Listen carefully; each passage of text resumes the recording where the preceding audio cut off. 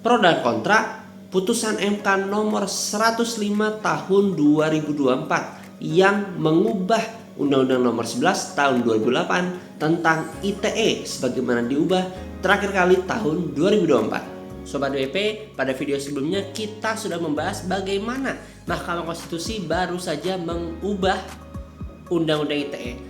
Lebih spesifiknya, Mahkamah Konstitusi mengubah ketentuan tentang pencemaran nama baik yang sebelumnya mengatur bahwa tidak hanya orang perorangan yang dapat melaporkan, tapi juga lembaga negara, kelompok masyarakat, dan juga korporasi.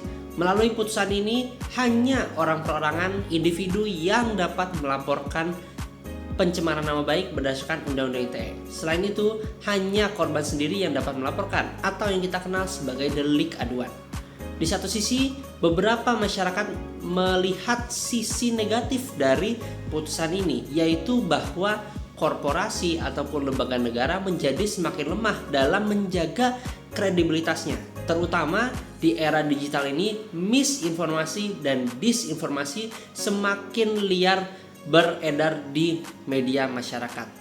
Larangan bagi lembaga negara atau korporasi untuk melaporkan pencemaran nama baik ini dikhawatirkan dapat semakin membuat disinformasi dan misinformasi semakin marak di masyarakat, karena sekarang masyarakat sudah tahu tidak akan ada jeratnya jika dilakukan terhadap institusi atau korporasi.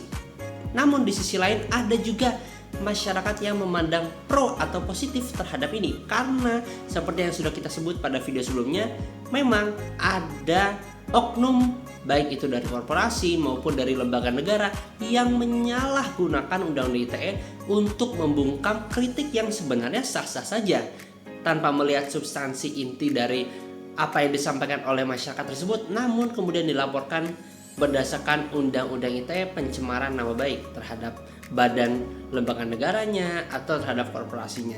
Pembatasan ini diharapkan dapat menjaga kebebasan berpendapat dan tentunya juga semakin mewujudkan Indonesia sebagai negara demokrasi di mana suara tertinggi ada di tangan rakyat, sebagaimana ada gium Vox Populi Vox Dei, bahwa suara rakyat adalah suara Tuhan.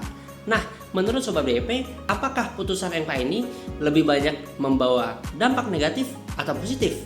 Komen di bawah ya.